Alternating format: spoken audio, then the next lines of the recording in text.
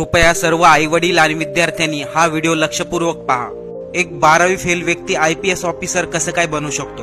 पण हे खरं आहे, 12वी मध्ये नापास झालेला व्यक्ती IPS ऑफिसर झाला।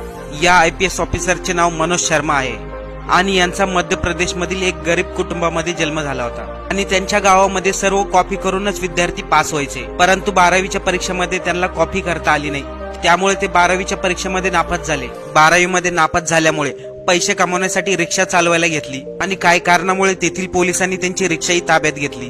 ती रिक्षा सोडवण्यासाठी ते SDM कडे गेले, परंतु तिथे रिक्षा सोडवण्याऐवजी त्यांनी SDM साहेबाला विचारलं SDM होण्यासाठी काय करावं लागतं। मनोज शर्माला त्यावेळेस समजलं UPSC केल्यानंतरच SDM होईल, त्यासाठी ते ग्वालियरला गेले।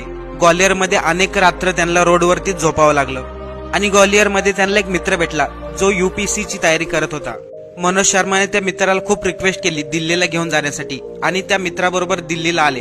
दिल्लीमध्ये मनोज शर्माने पिठाच्या गिरणीमध्ये पुस्तक वाचनालयामध्ये काम केले आणि हेच काम करून ते आपल्या IPS चा अभ्यास करत होते। 2 वेळेस परीक्षेमध्ये फेल झाले, परंतु तिसऱ्या वेळेस UPSC मध्ये टॉप आले आणि ते एक IPS ऑफिसर झाले। मित्रांनो, जेव्हा पण आपल्याला अभ्यास करायची इच्छा होणार नाही त्यावेळेस 12th फेल हा मूवीज नक्की बघा।